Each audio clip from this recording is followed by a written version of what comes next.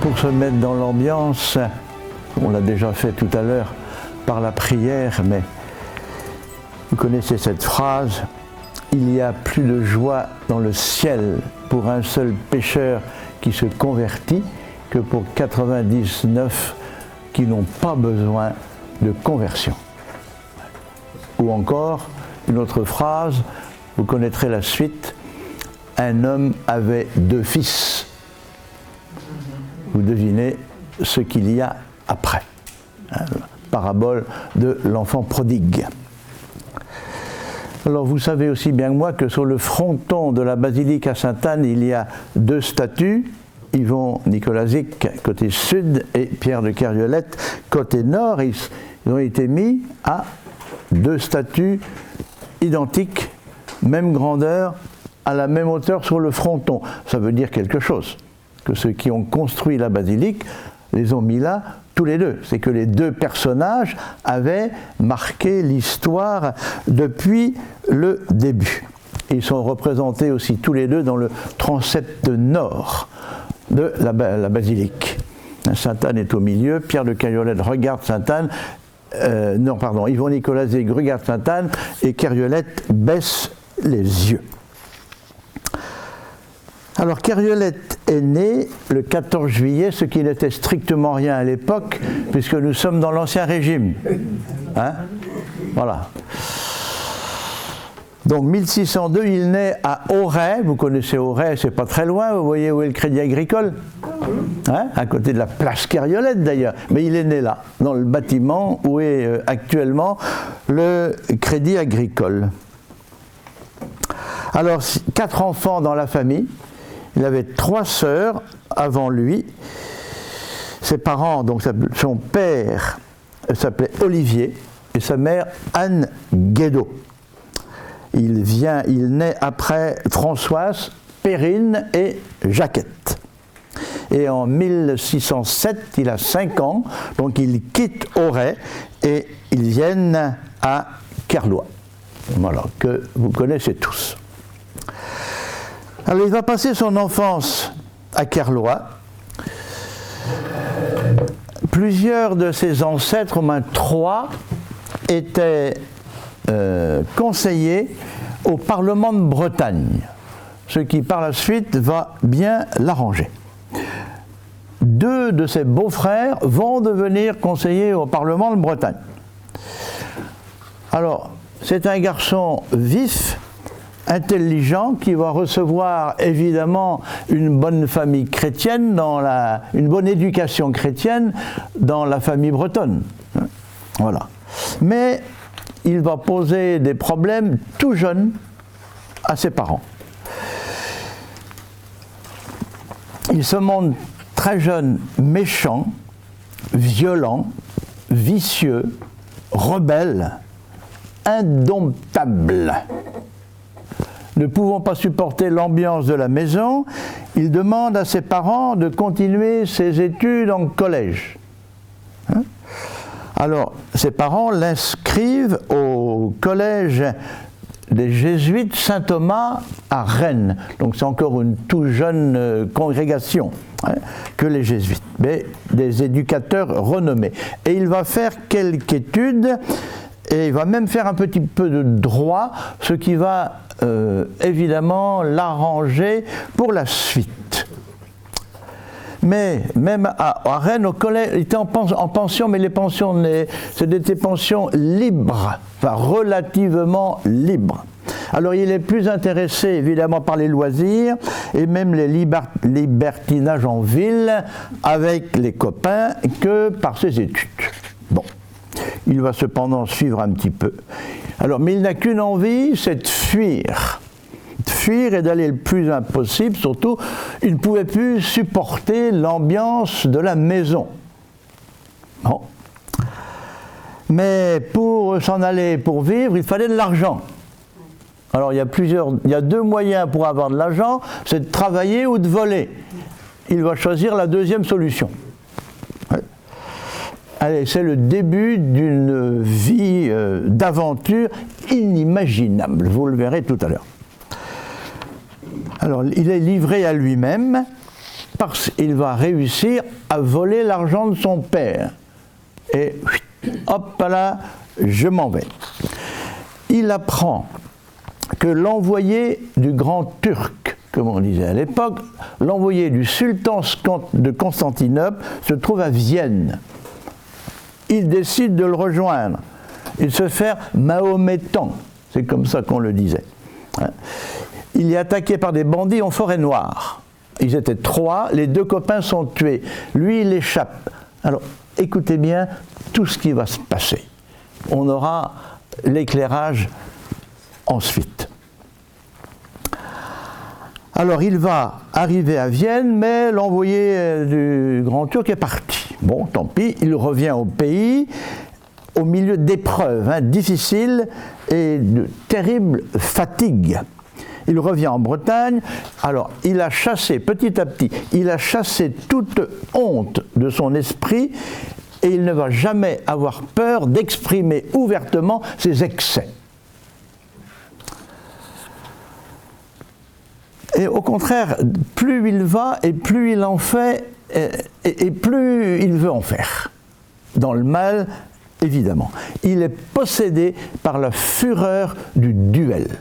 Alors, il semble bien que ça, c'est peut-être le trait caractéristique de la vie, disons de la première vie de Kerviolette, se battre en duel, alors que le duel avait été interdit par Henri IV, puis sera à nouveau interdit par Louis XIII, qui va devenir roi de France en 1614, parce qu'il y aura 4 années d'interruption, puisque Louis XIII n'est pas majeur, donc la France pendant 4 ans sera aux mains de sa mère, Henri de Médicis.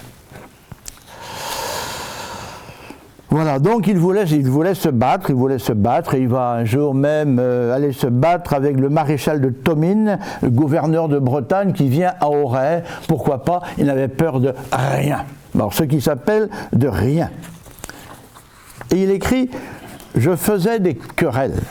J'attaquais l'un, j'attaquais l'autre. Je me battis une fois contre 14 hommes que je fis fuir et ne perdis que le cordon de mon chapeau. Une autre fois, j'attaquais moi seul 30 personnes sans avoir aucune peur de la mort. Au contraire, je la cherchais et je croyais que c'était une mort trop lâche que de mourir dans un lit. J'avais le cœur bien plus généreux que cela et je désirais mourir en un instant de peur qu'on vienne me crier la confession aux oreilles, n'appréhendant rien tant que de tomber dans cet état. » Cette rage va le pousser à se faire soldat. Bon, et il va prendre part à des guerres entre l'Italie et l'Allemagne. Bon, Kerviolette dans l'armée, ça n'a pas duré très longtemps. Bon. Il revient à Paris. Alors là, il va apprendre une immense nouvelle qui va le réjouir comme c'est pas possible, la mort de son père. Et cela va lui donner une grande fortune puisqu'il va réussir à déshériter ses sœurs. Alors il aura tout, Carlois et tout, plein de terrain autour, quoi. Il va être fort riche. Il va être fort riche. Il est devenu le maître donc d'une grande fortune. Alors il en veut toujours plus, aller plus loin, toujours. Il est avide de se lancer dans des aventures les plus rocambolesques qui soient. Il va acheter un bateau pour faire le commerce du blé à l'étranger. Mais finalement, il va rester à terre, le prix du blé a monté, il ne partira pas, enfin bon, etc., etc. Toujours plus loin, toujours insatisfait. Un insatisfait permanent, et ça dans toute sa vie. Il veut se mettre au service de l'empereur d'Autriche. Des idées complètement folles.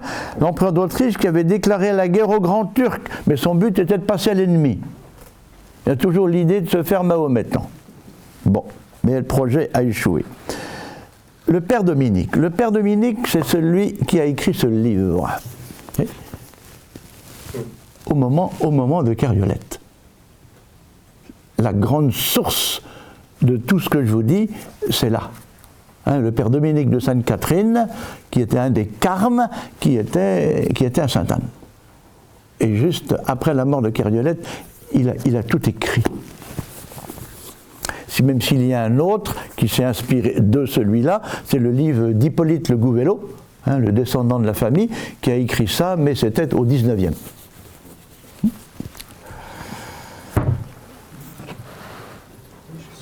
Le père Dominique écrit, dans les premières années, ce n'était que libertinage, dissolution, que crime, qu'impiété, en un mot, une vie scandaleuse. On peut ajouter débauche, bonne chère, belle fille, querelle, sacrilège, tout était sa vie. Voilà, c'était sa vie. Il n'avait peur de rien et de personne. Alors, il va devenir magistrat au Parlement de Bretagne. C'était la plus haute cour à l'époque. Bon, comment il a pu devenir? Je vous ai dit, il avait fait un peu de droit, puis surtout. Bon, il a acheté sa charge, bien sûr. Il y avait un petit examen, mais bon, ça ne doit pas être terrible. Alors, il a réussi. C'était le 5 octobre 1628. Il avait 26 ans. Ce fut, dans le coin ici, un immense scandale. Cariolette jugeait les autres. Ah, alors, non, pas ça. Non. Non. Il faisait tout pour semer la discorde. Lorsqu'il était rapporteur d'une affaire, il avait malin plaisir à l'envenimer pour qu'il y eût des plaintes et pour aller se battre en duel. Inimaginable. Sa famille avait eu l'espoir qu'en devenant parlementaire, ça l'aurait assagi et qu'il serait enfin marié. Mais son dessein, écrit-il, n'était que de cajoler les plus belles et de tromper les plus sottes. Voilà. Il payait les domestiques de Carlois, mais qui eux habitaient aussi chez eux, pour pouvoir les se cacher dans leur chambre. J'étais adonné, écrit-il, à toutes sortes de lubricité. Pour satisfaire une autre fois à mes brutalités, je me déguisais en charbonnier pour aller visiter une dame de condition. Voilà. Alors il multipliait évidemment les aventures galantes, il nouait des intrigues. Écoutez bien. Montant une nuit dans la chambre de l'une de ses conquêtes, il allait recevoir un coup de mousquet de la part de son mari qu'il croyait absent, mais il en a réchappé. Retenez ça. Cette aventure me donna, dit-il, un tel oubli de la mort qu'il me sembla que je ne mourrais jamais. Au cours d'un orage, son délire orgueilleux lui fit tirer coup de pistolet en l'air. Ça veut dire quoi, ça? Dieu, tu es là-haut, si je pouvais, je te tuerais. Et ça, on ne peut pas faire pire. On ne peut pas faire pire sur la terre.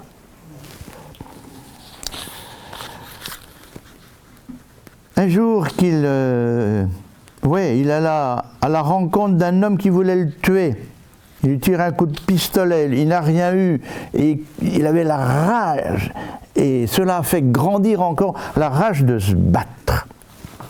Alors au milieu de cette vie agitée, il fréquentait les églises, bien sûr. Et pourquoi? Mais c'était pour se moquer de tout ce qui s'y passait. Il rentrait dans l'église en ricanant.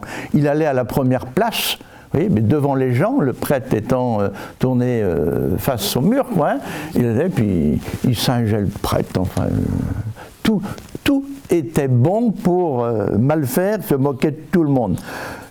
Toute chose sacrée, il la tournait en dérision.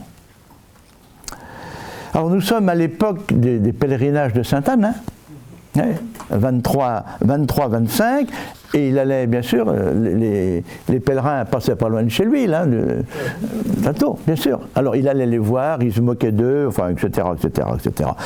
Il ne savait plus quoi faire pour se moquer, pour renier, pour provoquer. Il eut une pensée criminelle, peut-on dire, de séduire une religieuse. Et il a essayé de mettre son projet à exécution en se déguisant, etc. Bon, mais ça a échoué. Alors dans la région, ici, bien sûr, quand les gens venaient de plus en plus nombreux, et il était de plus en plus connu, et tout le monde le craignait, et les parents disaient « Tu seras un Cariolette ». C'était la phrase.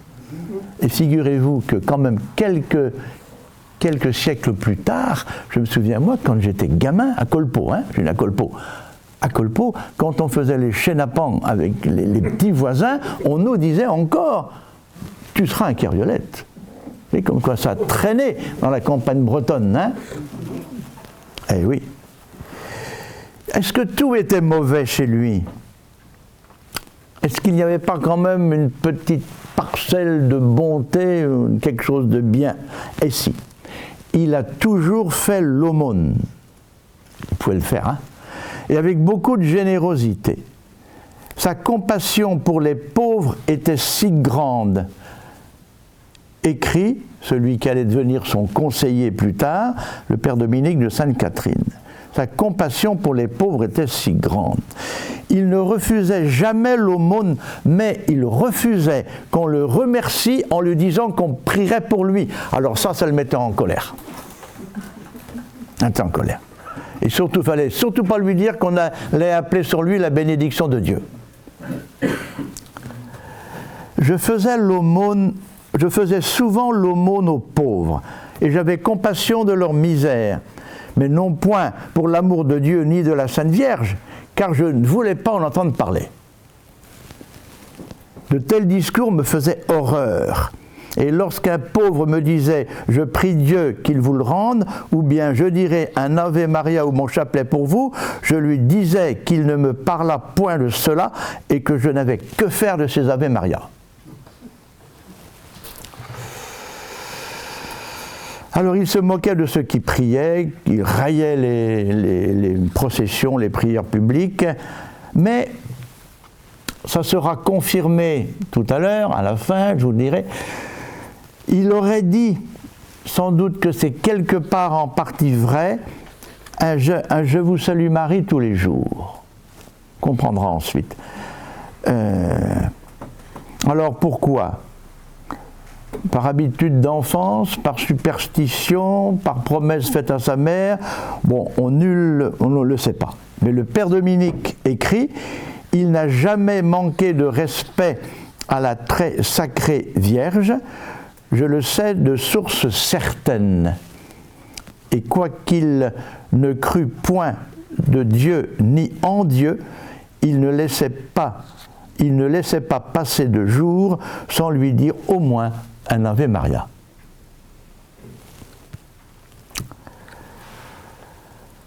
Aucun signe du ciel ne semblait le toucher, le faire réfléchir, le faire changer de vie. Il devait penser qu'il ne mourrait jamais, comme je vous l'ai dit tout à l'heure. Cependant, une nuit, il eut une vision de l'enfer. Alors il fut troublé là. Il va aller trouver un prêtre, et ce qu'on fait, s'il fréquente les églises avec piété, et il devient l'ami des moines. Comme il était extrêmement tout, il a voulu aller plus loin. Il dit, j'ai rentré à la Chartreuse, à Auray, où il y avait donc les Chartreux à l'époque. Il commence, bien sûr, son noviciat, ça va durer 5 jours. Hein. Bon, il ne tenait pas, quoi. Hein. Bon, et il devient pire qu'avant. Cette vision que j'avais eue ne me semblait qu'une imagination et qu'un songe de vieille. J'avais été bien méchant auparavant, mais alors j'étais devenu athée. Je ne croyais ni paradis ni enfer et ne me souciais de quoi que ce fût. Nous sommes en 1635. Pierre de Kerviolette, exactement Pierre Le Gouvelot de Kerviolette, a 33 ans. Et là, un tournant de sa vie se prépare. Il y en a eu bien d'autres, hein. Mais bon.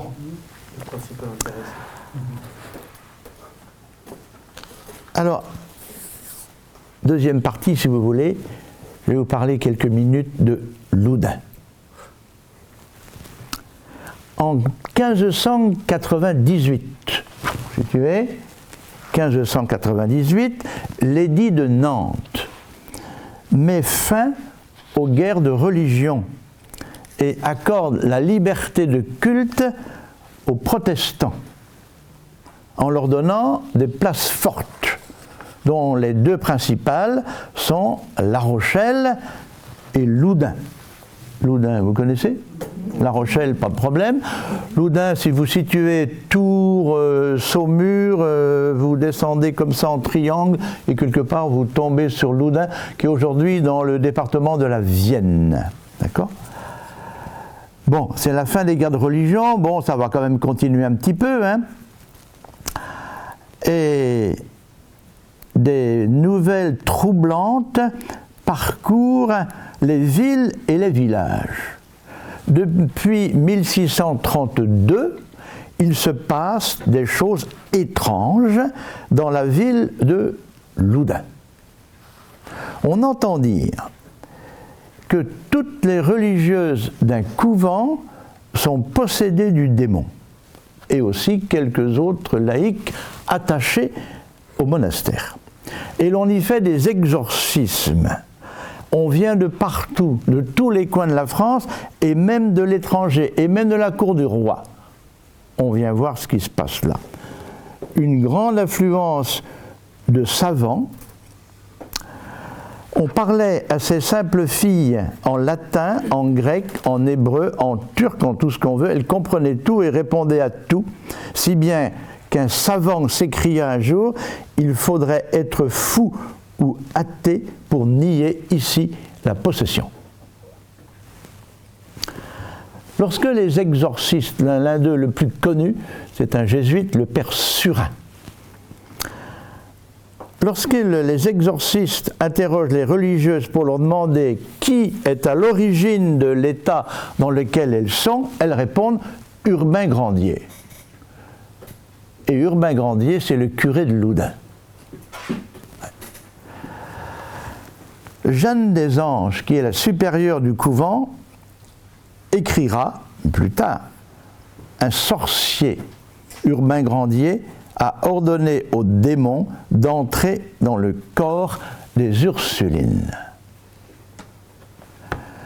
Alors, Urbain Grandier était le curé de la paroisse Saint-Pierre du Vieux-Marché à Loudun. Et il officiait en même temps dans la collégiale Sainte-Croix, dont je suis allé 3 fois, mais hélas, qui est maintenant transformé en musée. Urbain Grandier était un homme très instruit, très intelligent, un bon prédicateur et plein d'esprit, mais il était ambitieux et pervers. Accrochez-vous, hein. On a retrouvé chez lui après un petit livre traité contre le célibat des prêtres. Pour un prêtre catholique, c'est quand même pas mal, hein. Il était accusé d'impiété, de sacrilège, d'adultère. La ville de Loudun était coupée en deux. Il y avait 50% de catholiques, 50% de huguenots, comme on disait à l'époque, 50% de protestants. Vous êtes bien assis ? Urbain Grandier, le curé catholique de Loudun, a mis enceinte la fille du gouverneur protestant de Loudun.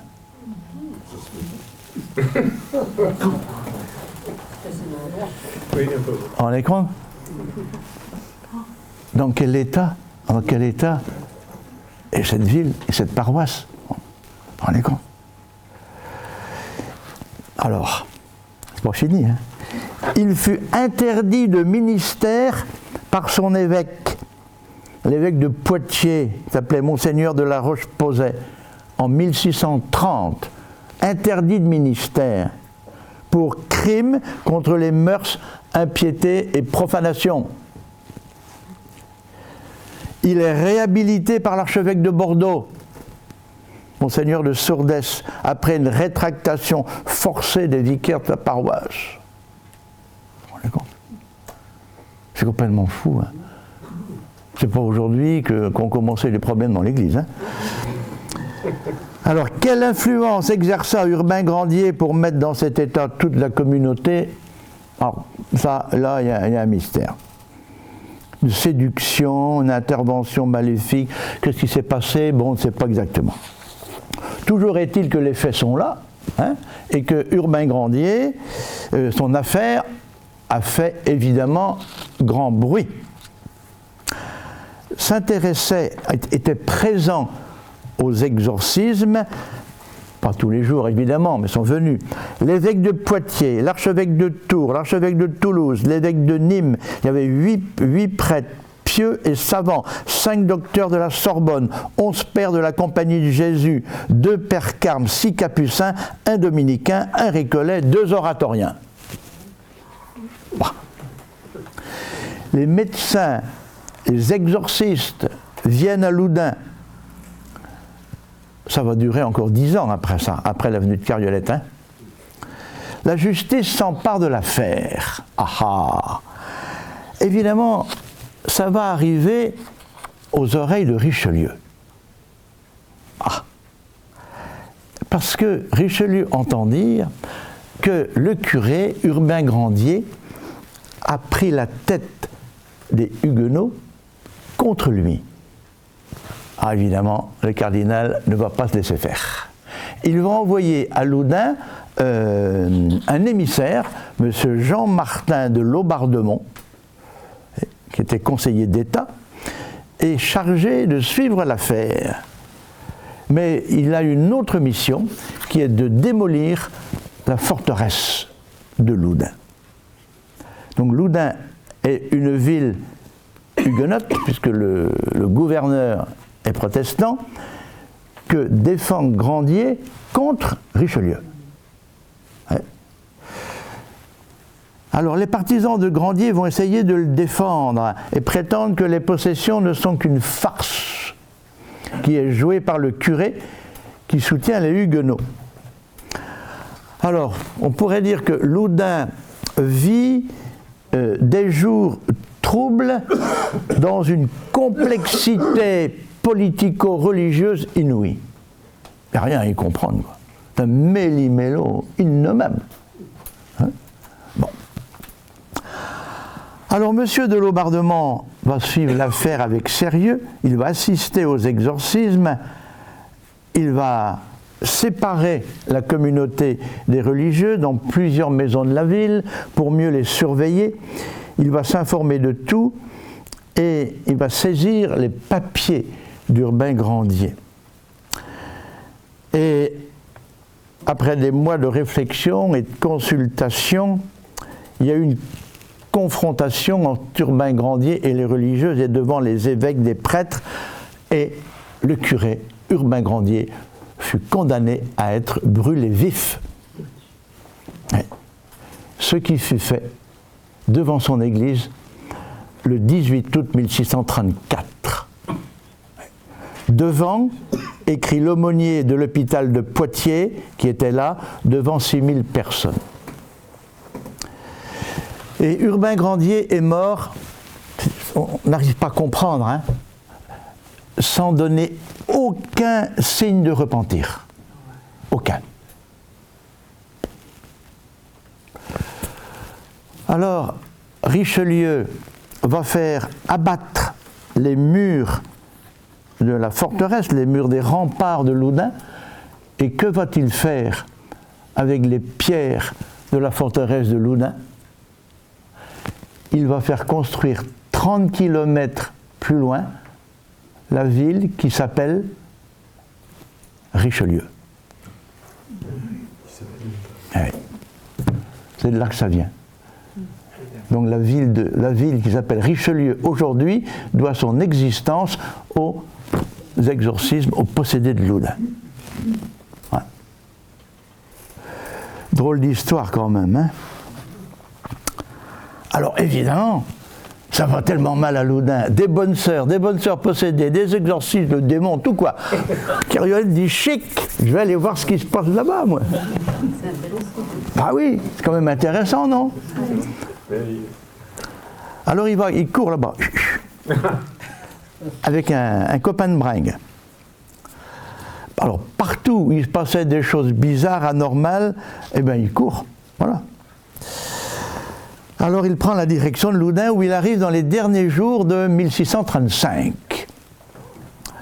Alors il va se promener le soir, dit-il. Voilà, plein de monde qui se promène et tout, et il entend du bruit, et puis il va jusqu'à l'église Sainte-Croix, où se déroulaient les exorcismes. Évidemment, où va-t-il se mettre dans l'église? Eh bien devant, il va au premier rang, chez moi. Bon.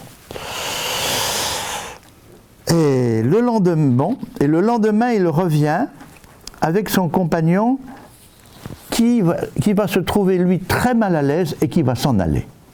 Donc Carriolette va rester seule.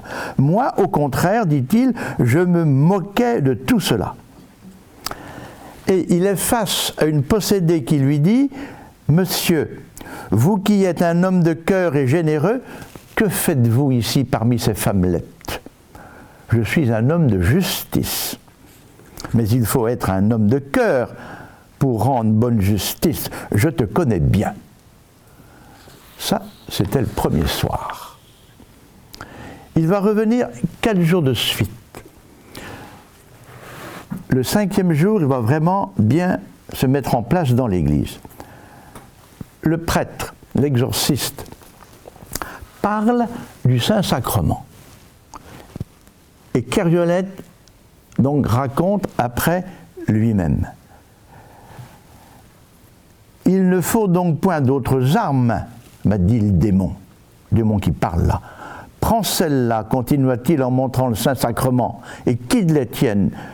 Ce fut alors que je commençai, dit-il, à entrer un peu en moi-même. Quand je fus arrivé au logis, mon hôte s'aperçut de quelques changements en moi. Il va retourner le lendemain. L'exorciste demanda au démon pourquoi il était là.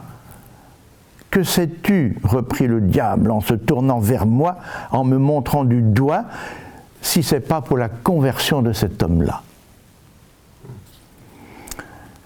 Et il demande à l'une des possédées, donc Carriolette, pourquoi il a échappé à la foudre un jour, la foudre qui était tombée dans sa chambre.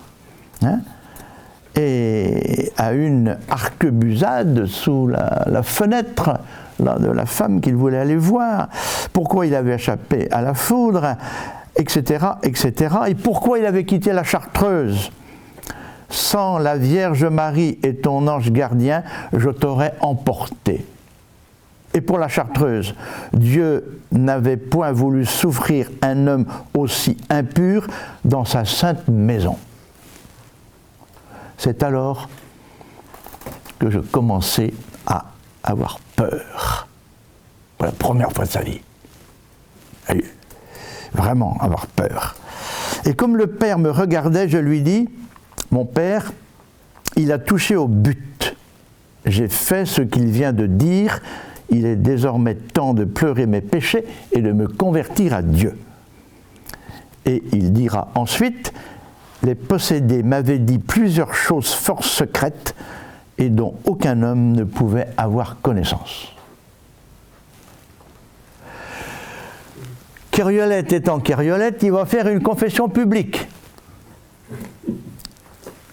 il est touché et pour la première fois de sa vie, il se sent vraiment vaincu. C'était le 6 janvier 1636. Il avait 34 ans. Et là, il a été touché par la grâce de Dieu et là, sa vie va basculer, mais alors complètement, complètement. Hein? Ouais. Il retourne le lendemain à la collégiale, le démon le montre du doigt à l'exorciste et dit « Tiens, voilà ton monsieur d'hier, il est dans un tel état que s'il continue, il sera aussi haut dans le ciel comme s'il eût été bas dans l'enfer avec nous. » L'exorciste demande qui a travaillé à son salut. La Vierge a mis les bras jusqu'au coude pour le retirer de ses ordures. Il va refaire une confession publique, puis aller se confesser au père Archange, l'un des exorcistes, celui qui avait assisté Urbain Grandier, juste avant que Urbain Grandier ne soit brûlé. Alors, touché au plus profond de lui-même, conscient tout d'un coup de ses méfaits, de ses erreurs et de sa vie passée, alors tout de suite, évidemment, à l'excès d'un bord, il va passer à l'excès de l'autre bord. Il était constitué comme ça. Il ne pouvait pas faire autrement. Hein? Bon, alors il fait le vœu de faire à son corps le plus de mal possible et à son prochain le plus de bien possible. La miséricorde de Dieu a été la plus grande, la plus forte. Et il va rencontrer le Père Surin, qui dans la vie spirituelle de ce siècle a été un des grands spirituels, et grands exorcistes de Loudun. Et l'un des personnages de ces événements qui va encore être là à faire des exorcismes pendant une dizaine d'années et qui va être touché, complètement perturbé lui-même. Alors qu'est-ce qu'il faut faire? Eh bien, il faut retourner à Carlois. Mais il va faire autre chose avant. Il va se rendre d'abord à Notre-Dame de Liesse. Vous situez? Oui, dans l'Aisne. Dans l'Aisne, ouais. Dans le département de l'Aisne.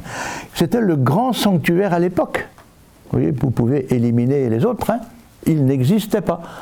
Donc Sainte-Anne, ça se mettait en place, mais ce n'était pas terminé, mais c'est le grand sanctuaire, c'était le Lourdes de l'époque, si l'on veut, quoi, hein. Notre-Dame de Liesse. Ça existe toujours? Comment? Oui. Oui. Et il avait fait un jour le vœu d'aller à Notre-Dame de Liesse, je ne sais plus à quelle occasion, bon, tout ça, hein, bon. C'était bien passé. Qu'est-ce qu'il va faire en démarrant de Loudun? Le premier clochard qu'il va rencontrer, il va lui donner ses beaux amis de gentilhomme, et il va prendre les siens. Ouais. Il va donner son argent en route. Il va se faire mendiant, il va se mettre pieds nus. Il écrit « En passant par la ville de Paris, je ne pus trouver à loger, et personne ne voulant me recevoir, je fus contraint de coucher dans un cimetière. Une autre fois, comme je m'étais arrêté dans une ville de Picardie, je fus pris pour un espion et je fus traité par les gueux. Quelle est la grande ville? À 70 km environ. Voilà, Reims. Reims. Et qui allait à Reims? Louis XIII. Et Le sacre. Et encore? Eh bien, tous les rois de France, avant d'aller se faire sacrer à Reims, passaient prier à Notre-Dame de Liesse. Oui. Alors, si vous allez à Notre-Dame de Liesse, hein, si jamais vous y allez, demandez à rentrer dans la sacristie. Il y a dans la sacristie de Notre-Dame de Liesse un grand tableau. Alors, vous avez les noms de tous les Louis, les Charles, les Henri, les grands, les rois, les reines, tous les grands de ce monde. Tous ceux qui sont passés là, ils ont droit à leur nom. Et en plein milieu est écrit, je n'invente pas, je l'ai lu, je suis allé, en plein milieu, sont écrits Pierre de Kerriolette, pénitent breton. Ça ne s'invente pas, hein? Ouais. Ouais. Eh oui. C'est comme ça. Alors il a fait son pèlerinage, il revient dans son pays, c'est-à-dire ici, à Pluvigné. Il retrouve son château de Kerlois. Alors que va-t-il faire? Les serviteurs, là, allez hop, dégagez. Les copains de bringue, je ne vais plus vous voir. Dégagez. Le vide. Voilà. Je ne veux plus voir aucun copain de débauche. Et il va mener une vie beaucoup plus austère que celle des moines. Il va se mettre au pain et à l'eau, coucher sur une paillasse ou sur une chaise. Il va mettre des clous dans ses chaussures pour se faire mal. Il a eu une conscience aiguë, mais la plus aiguë possible, du mal qu'il avait fait. Et ça va le torturer jusqu'à la fin de ses jours. Quoique pardonné, il va rester torturé. On va dire au moins psychologiquement, il ne pourra pas s'en remettre. Ouais. Alors il va être excessif dans le bien, évidemment.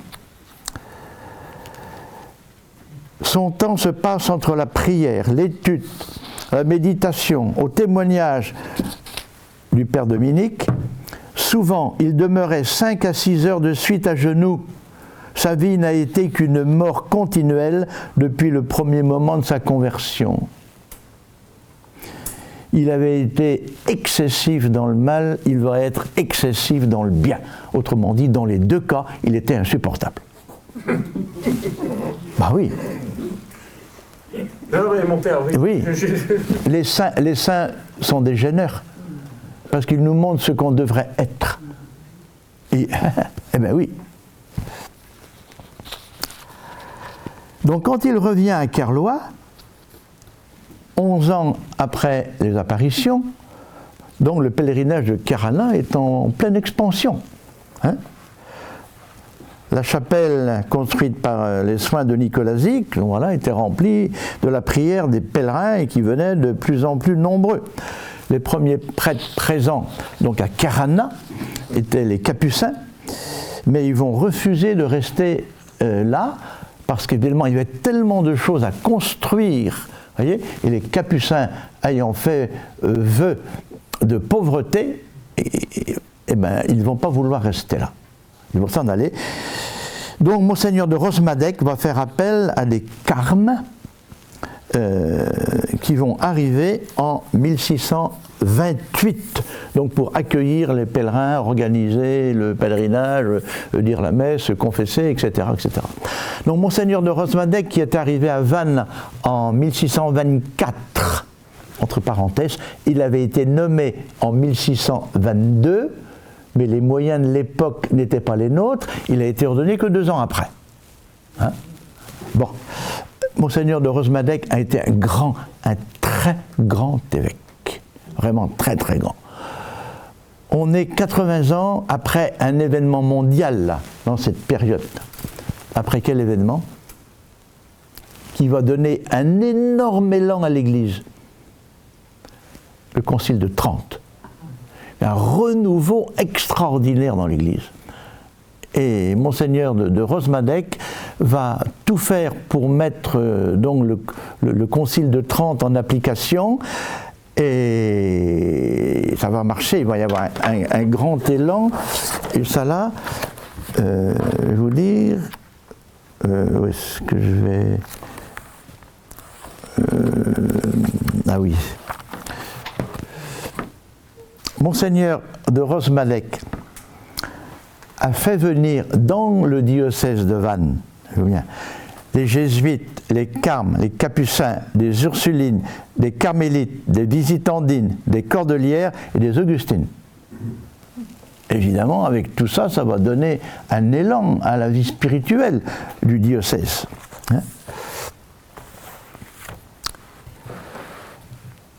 Quand Kerriolette arrive à Sainte-Anne à pied, et quand on le voit prier, d'abord on s'est moqué de lui.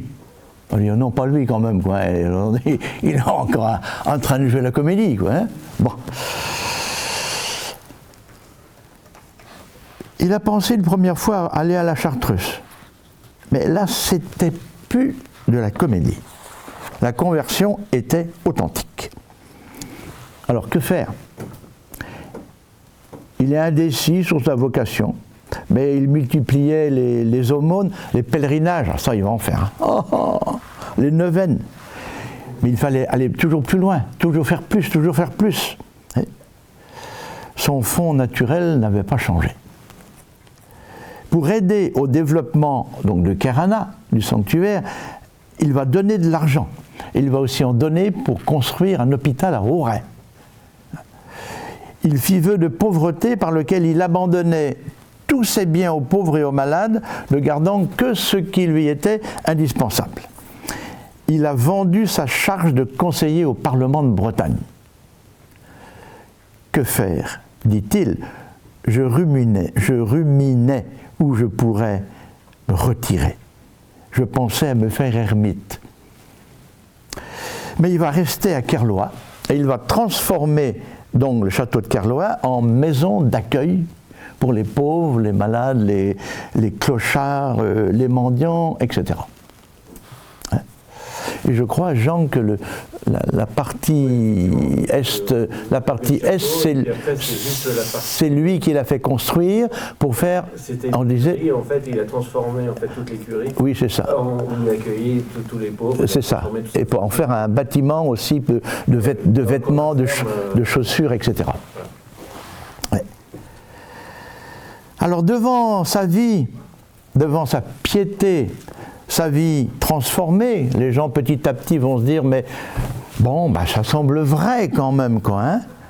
On lui propose de se faire ordonner prêtre. Alors, il dit que ça n'avait comme jamais été dans ses préoccupations et qu'il s'en sentait tellement indigne. On peut dire là que c'était très honnête de le dire. Et il s'en est remis à la décision de son père spirituel, donc qui était l'un des carmes de Sainte-Anne, le père Dominique de Sainte-Catherine, qui a écrit ça. Voilà, ça c'est lui. Et le père Dominique écrit, la première demande que notre converti fit à notre Seigneur dans toutes ses retraites fut qu'il lui fit connaître par quel moyen il pourrait le plus parfaitement accomplir sa volonté. Alors, il crut le faire en faisant tout d'abord pour les pauvres et en défendant les gens, bien sûr. Notre Seigneur, écrit-il, lui inspira d'autres desseins, il l'appela à l'état de cléricature. Il eut peine à se résoudre de s'engager dans cet état dont il s'estimait tout à fait indigne, ne pensant pas avoir toute la pureté de cœur et d'esprit qui est requis pour traiter le plus auguste des sacrements. Mais il aima mieux obéir à Dieu et le conseil de ses amis et de son directeur spirituel que de s'attacher trop opiniâtrement à son propre sentiment. Alors, où est-ce qu'il a fait ses études avant d'être prêtre? On ne sait rien. Bon, il n'a pas eu le temps d'en faire beaucoup. Hein? Bon, peut-être. Comment? La conversion à l'ordination, il n'y a qu'un an. Oui, un an et 3 mois. Ouais. Alors, il a peut-être quand même étudié un petit peu chez les Carmes, au presbytère du Pluvigné, de Pluneret. Bon, on ne sait pas trop. Chez les jésuites de Vannes, peut-être, mais bon, on ne sait pas. Mais toujours est-il que la miséricorde de Dieu a été telle qu'il a été ordonné diacre le 7 mars 1637, voyez, et prêtre le 28 mars 1637. Vous pourrez dire que c'est un événement, ça. Les séminaristes d'aujourd'hui en rêveraient. Et il a été ordonné donc à la cathédrale de Vannes par Monseigneur de Rosmalek. Une tradition rapporte, écrit le Père Dominique, qu'au moment de s'offrir aux saintes onctions, les mains, Pierre de Kerviolette retira ses mains avec effroi, comme si elles étaient indignes du sacrement, après avoir été souillées de tant de meurtres et d'infamies. L'officiant dut l'encourager et lui rappeler qu'elles avaient été lavées dans le sang de Dieu. C'est quand même pas rien, ici. Et l'impossible est devenu réalité. Le bandit de Carlois est devenu prêtre. Tout est possible à Dieu. Hein? Rien n'est impossible à Dieu. Alors, quel sera son ministère? Eh bien, le soin des pauvres, il va continuer ceux qu'il avait commencé avant d'être ordonné. Il va devenir, on pourrait dire, l'aumônier des pauvres de toute la région, voulant mettre en œuvre ce qu'il avait promis au soir de sa conversion, le plus de mal possible à son corps et le plus de bien possible aux autres. Et son château va devenir un hôpital. Et il allait lui-même chercher les malades, les mendiants, il les portait sur son dos s'il le fallait, etc. Il faisait sans cesse l'aumône. Et il vivait, quand il était là, parce qu'il a fait tellement de pèlerinages, il vivait en famille avec ceux qui l'accueillaient. Mais il ne voulait pas encourager la paresse, il congédiait au bout de 3 jours ceux qui étaient là après leur avoir donné ce dont ils avaient besoin. Il avait une attention particulière pour les malades et les infirmes à qui il donnait une chambre particulière. Et rien ne le rebutait. Chaque pauvre que je recevais, je le regardais comme Jésus-Christ.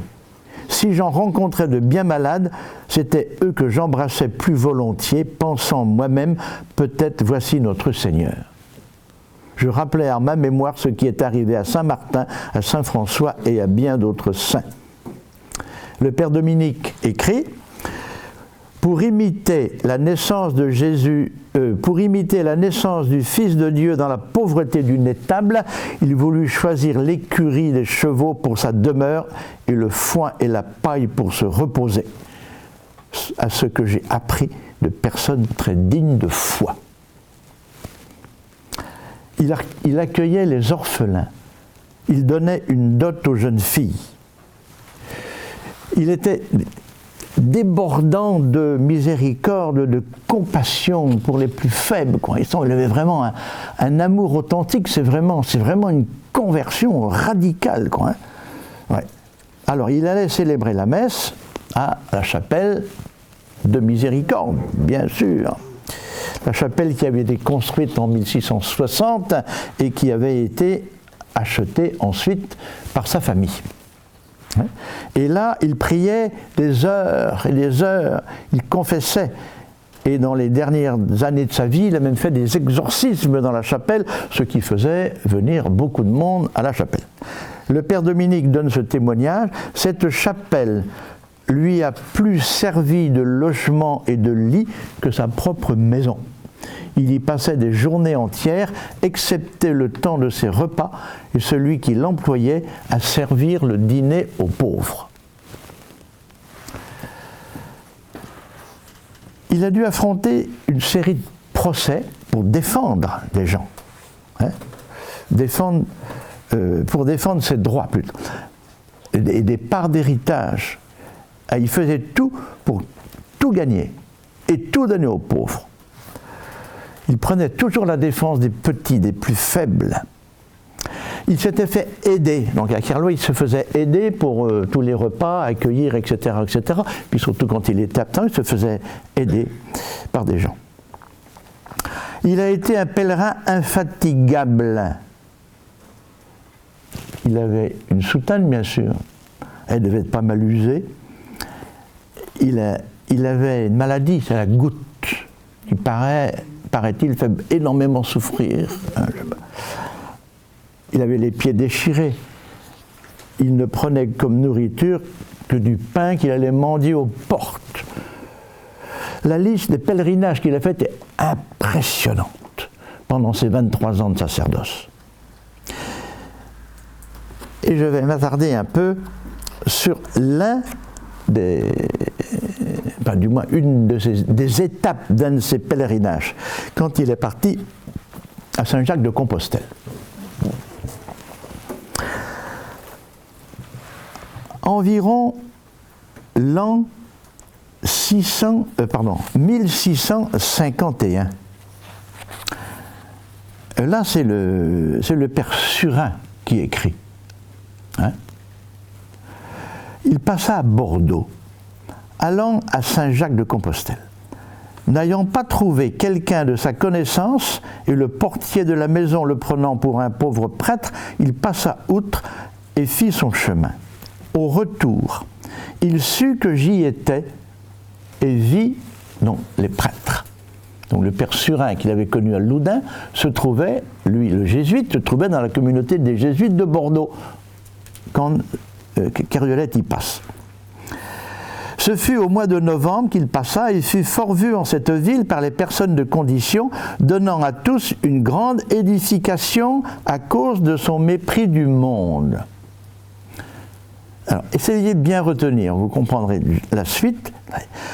Monseigneur le prince de Conti y était, et aussi Monsieur le duc d'Enghien, le duc de Conti, qui, pendant le temps qu'il fut au collège, le tenait quasi tous les jours à sa table, car le prince logeait lors près du collège, n'y ayant qu'une muraille de séparation entre son logis et le nôtre, et une porte, et il entrait dans notre jardin.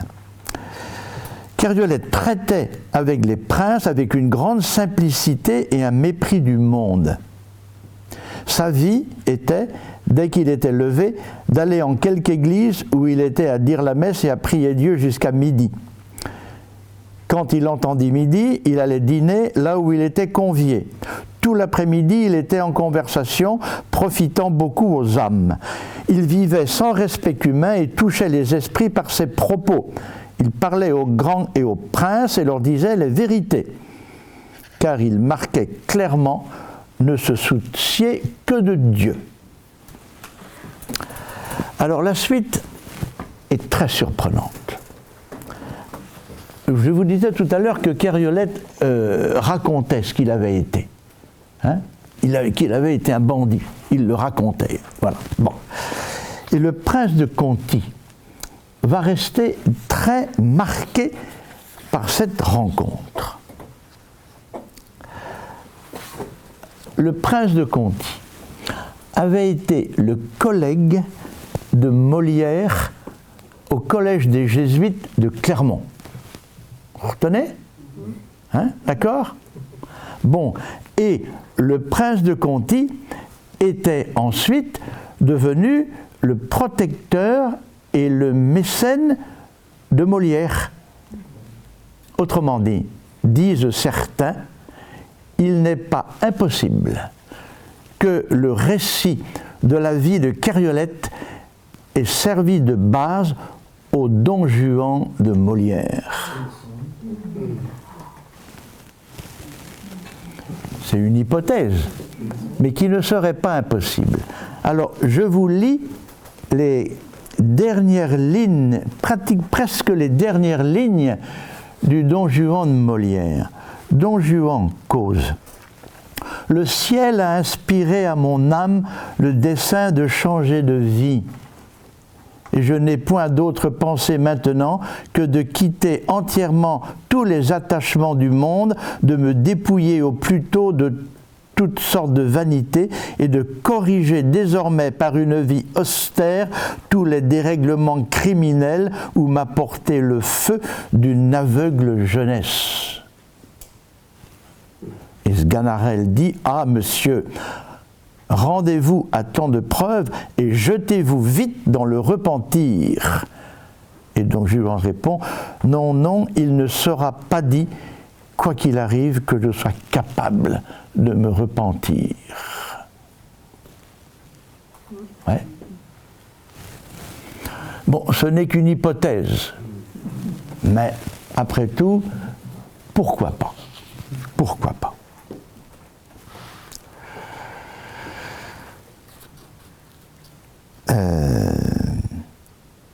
Oui, dans une lettre qu'il va écrire ensuite un chanoine de l'église Sainte-Croix de Loudun, il va raconter un voyage à Rome, où il est passé par Milan, Turin, et il va raconter sous tous ces déboires ses ennuis avec les soldats, avec les douaniers, et lorsqu'on lui demande son passeport, il montre son bréviaire.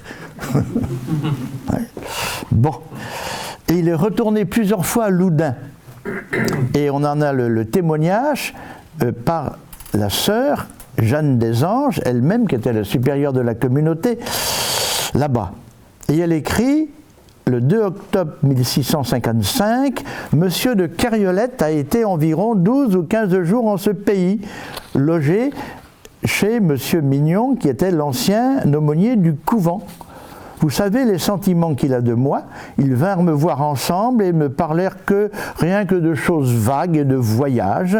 Il témoigna chez les pères jésuites de Loudun qu'il n'approuvait pas ma conduite et que j'étais trop visité et applaudi et qu'il me faudrait m'humilier. Et quand il est rentré ici, Cariolette a été voir les jésuites de Vannes. Et il va dire quelque chose qui n'est pas net là-bas. Elle joue une comédie. Même avec les exorcistes, il aura senti les défiances où il était.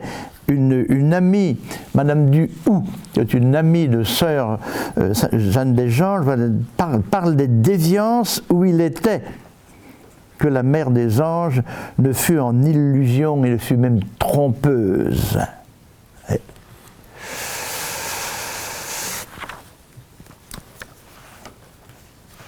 Bon, alors, je continue parce que, bon, quelle heure il est avec tout ça? Il est 1h20. Bon. Alors, les exorcismes vont continuer, hein, là-bas, à Loudun. Quand Cariolette y est un jour, il va se cacher, pour être connu. Je cite le père Dominique. L'esprit infernal dit à l'exorciste: je ne sortirai point que tu n'aies fait sortir ce malodru de gueux qui est au bas de cette église. Pourtant, il était caché. On regarde et on ne me voit point, rapporte le témoin lui-même, parce que j'étais caché derrière un pilier. Fais donc sortir ce coquin qui est là derrière ce pilier et que je sens ici depuis longtemps. Le père, m'ayant enfin aperçu, poursuit notre personnage, vint à moi et me demanda ce que je faisais là. Je lui répondis: mon père, vous voyez que je prie Dieu, en lui montrant le chapelet que je tenais à la main.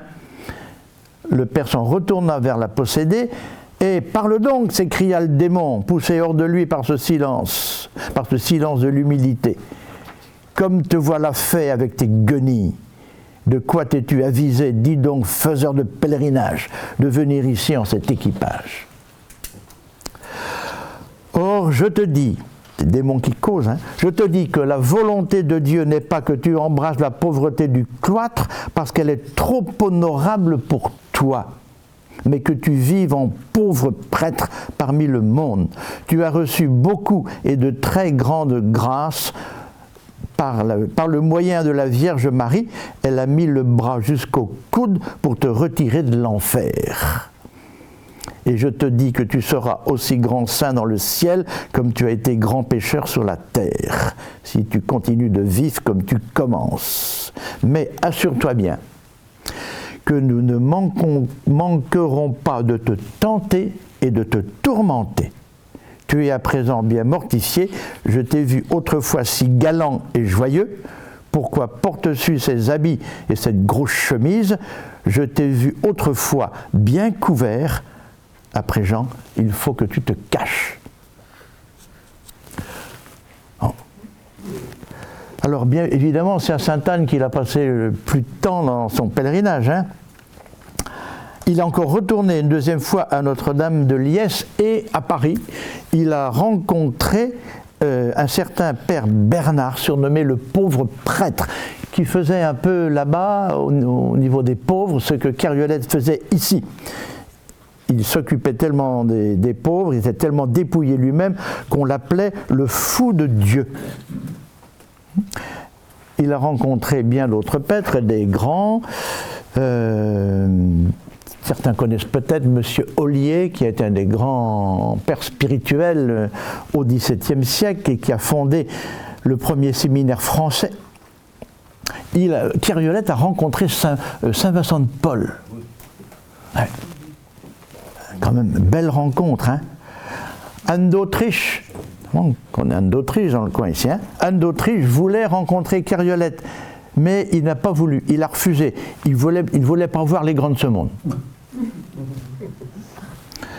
Alors sa conversion n'a pas signifié la fin de ses tentations, hein. Elle n'a pas changé sa nature humaine. Hein. Bon, il a dû lutter beaucoup pour ne pas succomber et il priait beaucoup Saint-Michel. Il avait une dévotion particulière envers lui. Il a fait 3 pèlerinages au Mont Saint-Michel. Bon, il résistait aux tentations, dit-il, qu'il combattait par un jeûne extraordinaire 2 jours sur 3. Je ne sais pas comment il faisait.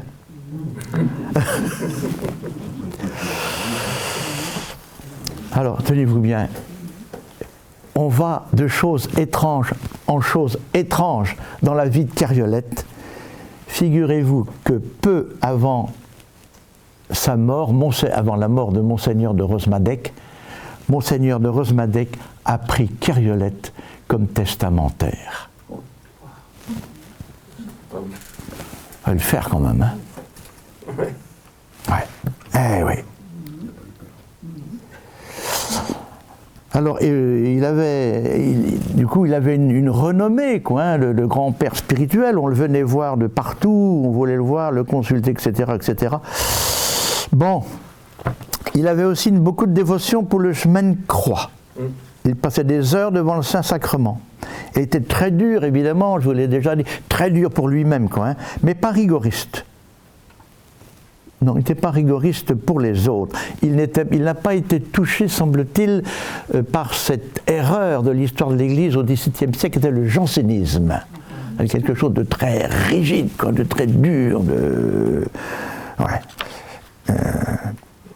avec le monastère de Port-Royal, qui était le centre, le cœur du jansénisme, où les sœurs étaient, disait l'archevêque de Paris, les religieuses de Port-Royal sont pures comme des anges, mais orgueilleuses comme des démons.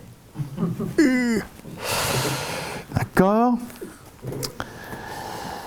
Il était plein de compassion et de miséricorde pour les pécheurs. Le père Dominique écrit, dans les dernières années, ça n'a été que pénitence, humilité, mortification, pauvreté volontaire, compassion pour les pauvres, assistance personnelle des plus abandonnés, jeûne continuel, macération, austérité, veille, oraison, abandon de soi-même à Dieu, confiance en ses bontés, vie cachée en Dieu avec son bon maître Jésus-Christ.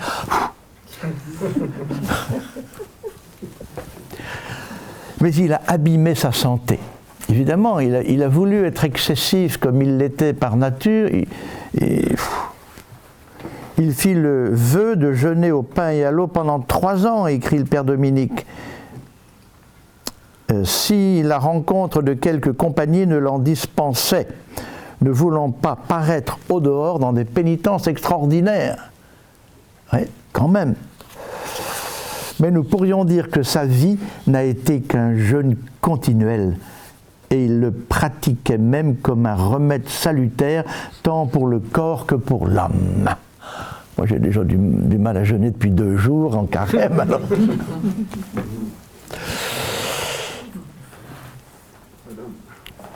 Conscient des années dissolues de sa vie, il craignait quand même le jugement de Dieu. Ça, il a quand même, dans la deuxième partie de sa vie, il a quand même été torturé.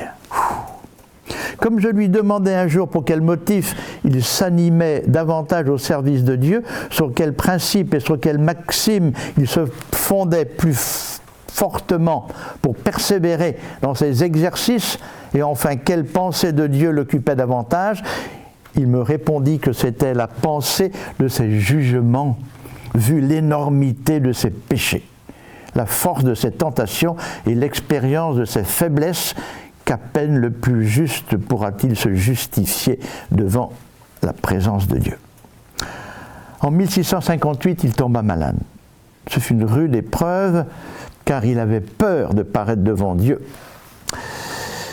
Bon, puis il alla un peu mieux, il continuait sa mission, mais il était exténué, quoi. Hein. Il avait tout donné, il s'était tout donné, quoi. Il venait de plus en plus à Sainte-Anne, écrit-il, où les carmes lui avaient réservé une cellule. Hein. La volonté de Dieu soit faite, répétait-il, ce qu'il voudra comme il le voudra. Mais, ajoutait-il, Dieu n'accomplira point sa volonté en nous tant qu'il nous trouvera plein de la nôtre. Pas mal ça, hein? Ouais. Dans la nuit du 21 au 22 septembre 1960, il resta très malade. Il voulait venir à Sainte-Anne en passant par la chapelle Sainte-Brigitte, vous voyez, la chapelle Sainte-Brigitte, dans le village de Leymer, là, hein, d'accord? Donc il est accueilli dans une cellule. Ah, dit-il, que mon séjour est long dans cette vallée de misère. Quand irai-je et apparaîtrai-je devant la face de mon Dieu? Il reçut le sacrement des malades le mardi 5 octobre et mourut le vendredi 8 octobre. En la fête de Sainte-Brigitte, il avait 58 ans. Plein de monde à ses obsèques. Alors, il fut enterré dans la chapelle construite par Nicolas Zic, hein, voilà, tous les deux, au pied de l'autel. Et savez-vous ce que les gens ont écrit sur sa tombe? Ou qui a écrit sur sa tombe? Quand c'était écrit sur sa tombe, ce qui n'est quand même pas rien, si J. Pierre de Kériolette, conquête de la Vierge Marie. Alors, ce qui me fait dire, évidemment, pour qu'ils aient écrit ça sur sa tombe, c'est qu'avant, ils avaient quand même remarqué sa grande dévotion à Marie, quoi. Hein. Et oui, et peut-être c'est « Je vous salue Marie » quotidien à Marie. Telle fut la vie de Pierre Le Gouvelot de Kériolette. Mais je n'ai pas fini. C'est pas le tout de raconter sa vie, c'est bien gentil, hein. Mais qu'est-ce que ça veut dire tout ça? Et qu'est-ce que ça veut dire pour nous? Hein? Alors, arrêtons-nous un moment sur ce qui fait quand même l'essentiel de sa vie, la conversion. Quoi qu'il en soit, de tel ou tel détail pouvant faire l'objet de réflexion, de recherche, Pierre de Kériolette est un bandit. Il est un bandit converti, touché par la grâce de Dieu, comblé de miséricorde. Et réfléchissons un petit peu. Donc le mot marquant de sa vie, c'est miséricorde. Hein?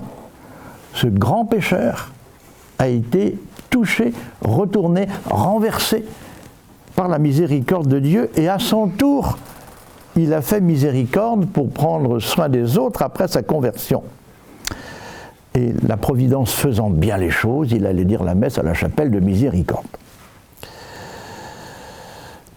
Violent, pervers, renégat, apostat, telle avait été sa vie dans la première partie.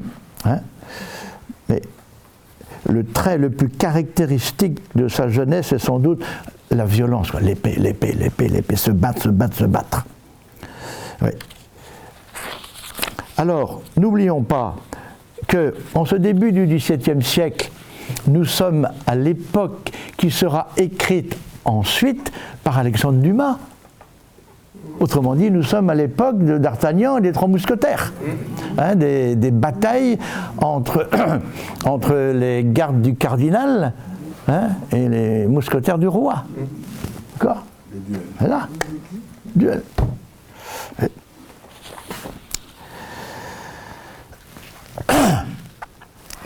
Bon, provoquer, faire mal, se battre pour le plaisir, c'est un plaisir de se battre, il le fera et sans scrupule, hein, jusqu'à renier sa foi, vouloir se faire mahométan, enfin, tout était bon pour faire ce qu'il voulait faire sans contrainte aucune, au mépris de toute loi, de tout respect d'autrui, de toute crainte de Dieu.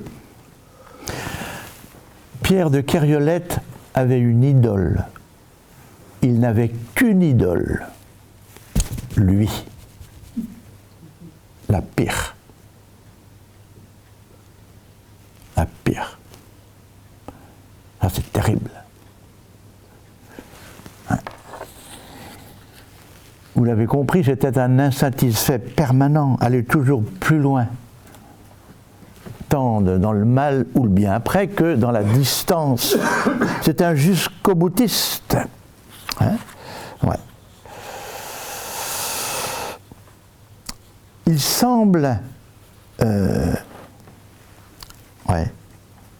semble qu'il faisait le mal, non pas par faiblesse, mais par volonté délibérée, par démesure de l'orgueil humain, qui croit pouvoir se passer de Dieu en le reniant volontairement. Alors sa vie est l'une des multiples épisodes de la miséricorde de Dieu qui va chercher la brebis égarée, quoi, la brebis perdue. Quoi, hein. Et c'est le mystère de la grâce divine, alors que tout semblait perdu. Alors je vous l'ai dit, dans son récit, il a eu plusieurs signes. D'abord en forêt noire, ses 2 copains qui sont tués, la foudre tombe dans sa chambre, il n'a rien, il va vouloir, dans sa conquête, là, le mari lui tire dessus, il n'a rien, enfin, etc., etc. Il a eu des signes qu'il n'a pas lus, qu'il n'a pas pu lire, qu'il n'a pas voulu lire, quoi. Hein. Alors, il est le témoin pour nous ici, je dirais même pour tout notre diocèse et au-delà, il est le grand témoin de la miséricorde de Dieu. Hein? Ouais. Alors, il y a pas mal de citations bibliques, évidemment, qui parlent de la miséricorde de Dieu. Quelle est grande la miséricorde du Seigneur, son indulgence pour ceux qui se tournent vers lui, etc. Que, vous connaissez la formule, que Dieu Tout-Puissant nous fasse miséricorde. Hein? Bon. Dieu est à la fois fort et Dieu est à la fois tendre, puissant et miséricordieux. Mais Dieu ne peut pas avoir d'autre puissance que celle de l'amour. Et on peut dire, Dieu est désarmé devant la misère du pécheur. Dieu ne peut être que miséricorde, ne peut pas être autrement. Alors, vous savez, c'est la miséricorde, il y a 2 mots français dont je raffole. Hein? C'est miséricorde et compassion. Le mot miséricorde vient de 2 mots latins, misère et cordis, le cœur. La misère et le cœur. Et la miséricorde, c'est le cœur qui se penche sur la misère. Donc, le cœur de Dieu s'est penché sur la misère de Cariolette, qui à son tour s'est penché sur la misère des autres. Et le deuxième mot, c'est compassion. Ça vient de 2 mots latins, c'est cum patere, ce qui veut dire je souffre avec. C'est magnifique, ça. Magnifique ces mots-là. Alors l'histoire de Cariolette est donc l'histoire, un épisode de l'histoire de Dieu qui va à la recherche des brebis perdues. Dieu lui a fait des signes, donc impossible de les voir. Comment se fait-il que Cariolette se soit convertie et pas Urbain Grandier? Vous avez une explication? C'est le mystère total, ça. C'est le mystère total. Cariolette aurait dû mourir plusieurs fois. Pourquoi a-t-il échappé? Pourquoi a-t-il été converti lui et pas son compagnon de vagabondage? Pourquoi par des religieuses possédées? Et pourquoi Dieu s'est-il servi de ces religieuses possédées pour convertir un mécréant, un violent, un vicieux, un pervers, un renégat? Il y a un mystère, il n'y a pas d'explication rationnelle à ça. Alors, parmi d'autres choses, une chose surprenante, c'est que Cariolette, quelque part, est une personnalité attachante. Et pourquoi? Parce qu'il faisait le mal avec panache. Ce n'était pas un vulgaire malfrat. Ouais. Un grand bonhomme qui avait de l'envergure. Ouais. Et il est attachant là, même quand il fait le mal, il y a quelque chose qui... Ah, voilà. C'est pas n'importe qui, quoi. Hein. Ouais. Mais c'est sans doute là aussi qu'il est encore plus pervers de le faire avec panache. Il ne fait pas le mal par faiblesse, mais par orgueil. Ouais. Et c'est là qu'il faut se méfier. Nous, on a à se méfier de s'attacher ou de reconnaître la grandeur de quelqu'un comme ça parce qu'il fait les choses avec panache et d'oublier le mal qu'il fait. Ça, c'est dangereux. Parce que l'orgueil a tout faussé. L'orgueil était démesuré, quoi. Hein. Et peut-être retrouve-t-on chez Cariolette ce que finalement il y a au fond de nous-mêmes, en plus petit, hein, en plus petit, l'orgueil, le désir de manifester à tout instant, de vouloir être comme Dieu. Là, je le dis souvent et je le répète. N'est-ce pas le grand péché de notre époque, maintenant, lorsqu'on manipule la vie humaine en voulant changer ce que Dieu a fait à la création, en créant l'homme et la femme, est-ce qu'on ne se prend pas pour Dieu? Est-ce qu'on ne veut pas créer un autre homme? Ouais. Je ne fais que poser des questions. Ouais. Finalement, on se souvient de ce que disait Satan à Adam et Ève, vous serez comme des dieux.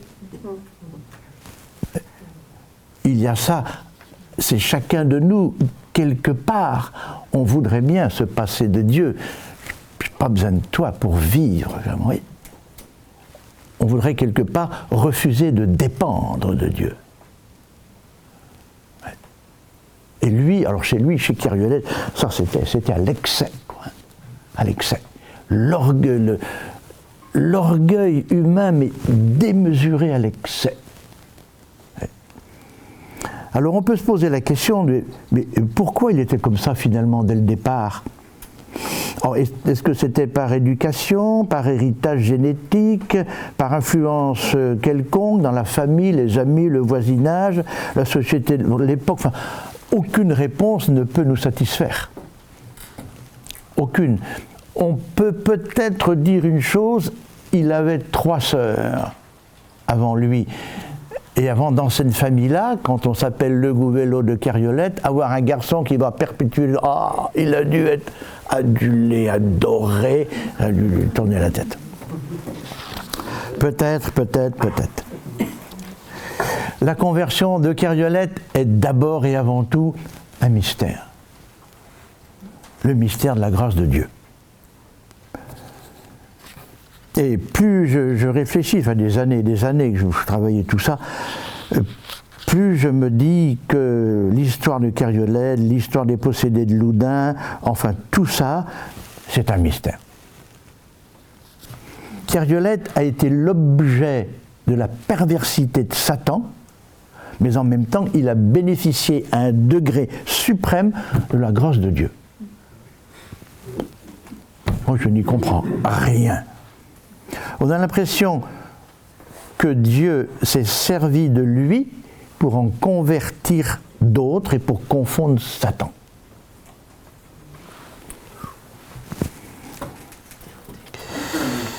Il avait reçu, je vous l'ai dit déjà, de multiples signes qui auraient dû le faire réfléchir.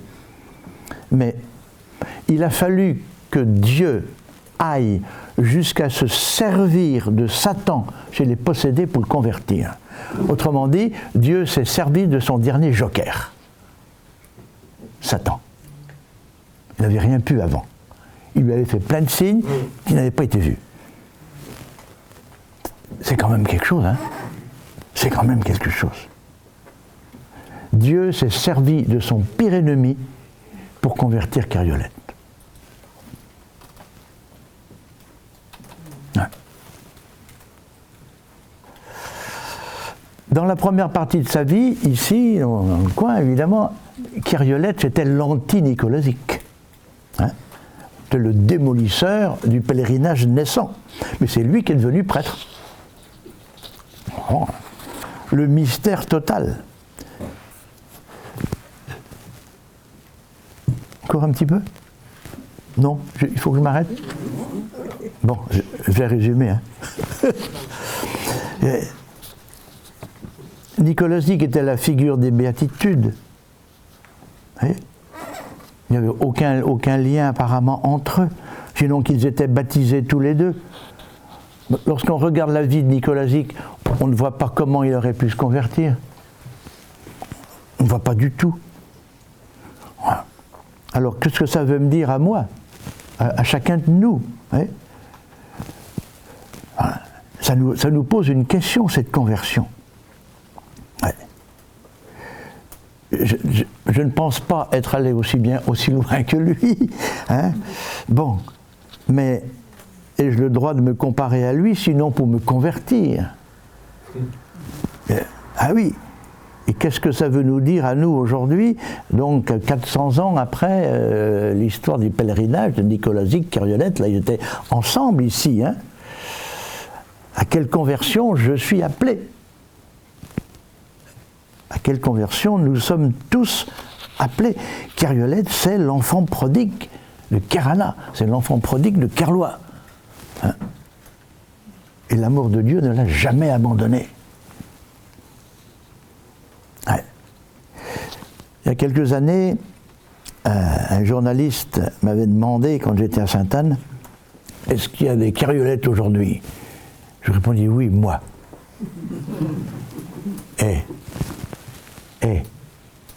Pensons chacun à nous-mêmes. Il y a toujours quelque part un petit Kyriolette qui sommeille à l'intérieur de chacun de nous. Ouais. La violence, la perversité, le reniement ne datent pas d'aujourd'hui, c'est tout le temps. Autant qu'hier qu'aujourd'hui, autant qu'aujourd'hui qu'hier, dans un autre contexte, ni meilleur ni pire. Mais il y a un mais. Rien n'est perdu. Et personne n'est jamais perdu. Rien n'est perdu de ce que l'on donne aux enfants et aux jeunes. Et notre mission, surtout à nous les prêtres, c'est le pardon, la miséricorde, la compassion, mais pour vous aussi la miséricorde et la compassion. Eh oui.